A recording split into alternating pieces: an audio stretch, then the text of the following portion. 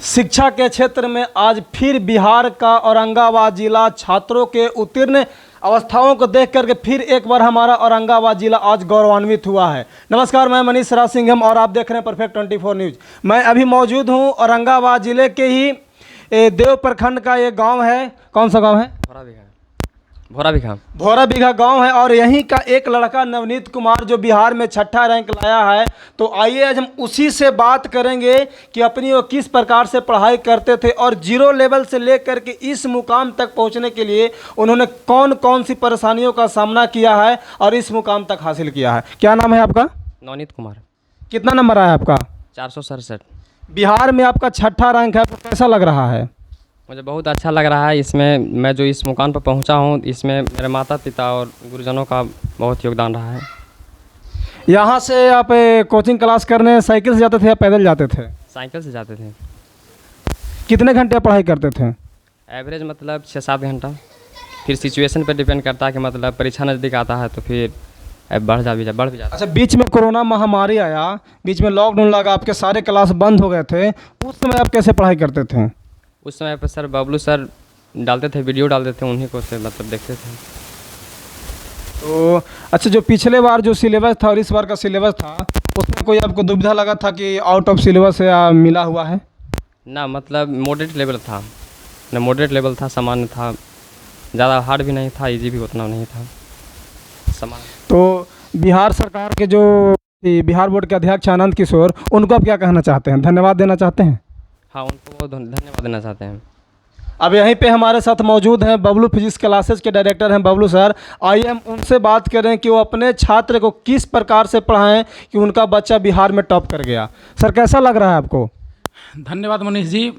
पहले तो जब ये क्लास 11th में था, बहुत ही सेंसिटिव स्टूडेंट, बहुत ही तेज़ तर्रार, और हम लोग जितना बनता था मेहनत करते रहते थे। पहला नंबर तो ये कि जब कोरोना हुआ तो कोरोना काल में इन लोग के समय बहुत ज़्यादा छुट्टी हो गया, तो उस समय यूट्यूब पे हम वीडियो बना करके अपलोड करते रहते थे और इन लोग को हेल्प होते रहता था उससे। जब तक क्लास न चला, जब तक क्लास क्लोज रहा कोरोना काल में, तब तक इन लोग वीडियोस यूट्यूब से देखते रहता था। और उसके बाद जब क्लास स्टार्ट किए, उसके बाद इन लोग को ऑफलाइन क्लास हम स्टार्ट कर दिए। और आप जान ही रहे हैं कि जब 6th रैंक लाया है मेरे यहाँ से स्टूडेंट, तो हम कितना मेहनत करते होंगे। आप कभी सोचे थे कि मेरा बच्चा बिहार में छठा रैंक हासिल कर सकता है? जैसे खुशबू कुमारी जो टॉप की थी, एक बार बिहार टॉपर पिछले वर्ष, हाँ नहीं, लगता है 2017 में टॉप की थी। तो जब टॉप की थी तो उसको हम लगभग 2 से ढाई मंथ पढ़ाए थे, सामने बैठा करके उसको। जैसे उसके पापा बोले कि सर ये सिमुलतला में पढ़ती है, तो आप लोग के पास अभी गर्मी छुट्टी में कुछ मंथ पढ़ाने के लिए जब वो बोले, तो हम उन लोग उसको पढ़ाएँ, खुशबू कुमारी को और उसके एक सिस्टर को।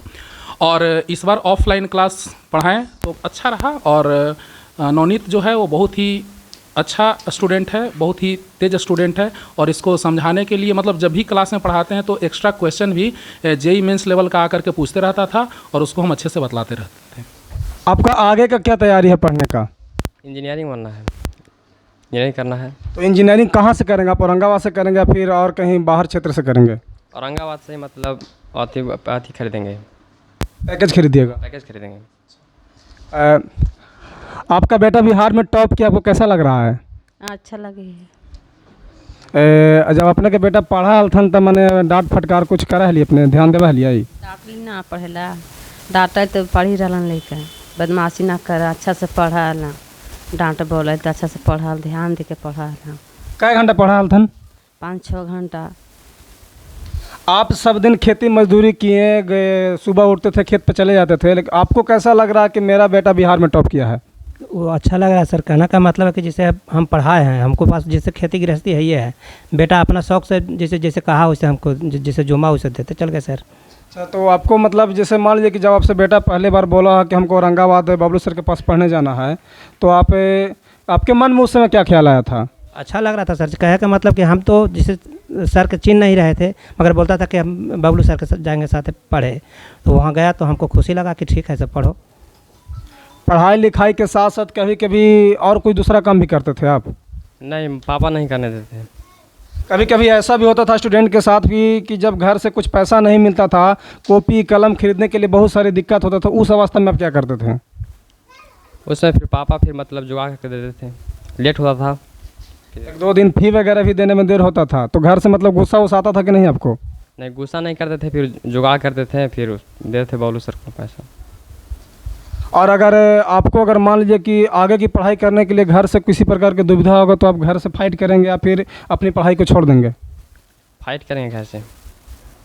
सर, अगर जैसे आप कोचिंग चलाते हैं, आपके पास बहुत सारे बच्चे कोई अमीर घराने के भी आते हैं, गरीब घराने के भी आते हैं, और अक्सर कभी कभी ऐसा होता है कि गरीब घर के बच्चे टॉप कर जाते हैं और उन लोगों का आर्थिक स्थिति बिल्कुल कमज़ोर होता है, तो उन लोगों के आगे की पढ़ाई के लिए आपका क्या सोच है?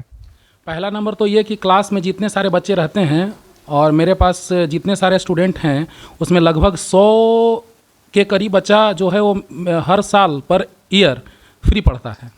जो गरीब बच्चा है या विकलांग है, वो नवनीत से भी आप पूछ सकते हैं, वो हुआ। और जब बच्चा जाता है, अगर वो अच्छा करता है तो हम लोग खुद सहयोग करते हैं कि जो कमी हो वो हम पूरा करें। अब इसके बाद बच्चा अगर आगे पढ़ना चाहेगा तो क्या देंगे मार्गदर्शन आप? सहयोग करते रहते हैं हम लोग, उसमें सहयोग होते रहता है हम लोग की तरफ से। आपके पास इतने सारे बच्चे हैं, बहुत सारे जितने भी बच्चे हैं, आप उन बच्चों को नवनीत के साथ साथ क्या मार्गदर्शन देना चाहते हैं आप? ऐसे तो क्लास में हम हमेशा मोटिवेट करते रहते हैं बच्चों को कि या नवनीत हो या कोई और हो, जितने सारे बच्चे हैं बार बार हम यही कहते रहते हैं। ऐसे हम बदनाम भी हैं संडे को क्लास लेने से कि सर आप संडे को भी छुट्टी नहीं देते हैं। इसलिए नहीं देते हैं कि हमको पढ़ाना रहता है high level, basic to high level. अब हाई लेवल पढ़ाने के लिए अगर बोर्ड लेवल पढ़ाया जाए सिर्फ, तो 6 से 7 महीना में मेरा सिलेबस खत्म हो जाएगा। लेकिन इन लोग को इतना हाई लेवल का क्वेश्चन कराते हैं और थ्योरी देते हैं, आप नवनीत से पूछ सकते हैं कि इतना लेवल हाई पढ़ाते हैं, उसके बाद भी अगर दिक्कत हो इन लोगों को तो हम एक्स्ट्रा टाइम देते हैं इन लोगों को कि हाँ सर आप टाइम दीजिए और हम लोग को एक्स्ट्रा टाइम में बुलाइए और हम लोगों को सर ये पूछना है आपसे और आप हमको बताइए।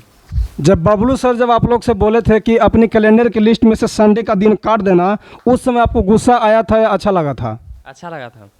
लेकिन बहुत सारे बच्चों को गुस्सा भी आता था, लेकिन उस समय आपकी पढ़ाई को लेकर क्या चल रहा था दिमाग में?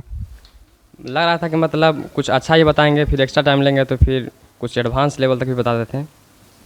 जब गरीब घराने का बच्चा जब टॉप करता है ना, तो दिल में हम सभी लोगों की खुशी होती है, गांव घर समाज पूरा गौरवान्वित होता है। आप देख सकते हैं पीछे भी कितनी सारी भीड़ लगी हुई है, क्योंकि एक गरीब घर का एक बच्चा उस क्षेत्र से टॉप किया है जो कभी लोग आगे चल के यह बात सोचे भी नहीं थे कि मेरे घर का बच्चा टॉप करेगा और इस मुकाम तक हासिल करेगा।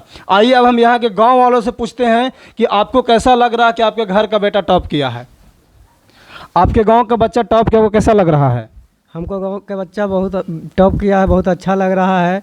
नवनीत कुमार पढ़ने में बहुत अच्छा लड़का था, कभी भी इधर उधर किसी के साथ में घुरता फिरता नहीं था। बहुत अच्छा लग रहा है कि टॉप किया है, गांव का जिला का नाम रोशन किया है। कभी आप सोचे थे कि हमारे गांव का लड़का टॉप कर जाएगा बिहार में? इस लड़का को पढ़ाई के मुताबिक मेरा भी महसूस था कि लड़का इंडिया लेवल पर जाएगा। हमारा जिला लेवल से भी टॉप कर दिया है और हमारा आशीर्वाद है कि करता ही रहे, मेहनत करे। किसान का बाल बच्चा है, जिस तरह से कठिनाई होता है खेती में, फौजियों को ड्यूटी होता है, उस तरीक़ा से कठिनाई खेती में होता है। उस मेहनत मजदूरी करते हुए ये लड़का मेहनत का पालन किया है पिता और माता का। अगर घर से आगे की पढ़ाई करने के लिए अगर घर से कोई अगर बच्चे का पैसा नहीं जुट पाया तो आप लोग गांव वाला साथ देंगे? एकदम सहयोग करेंगे सर, जितना बनेगा उतना करेंगे सर। धन्यवाद।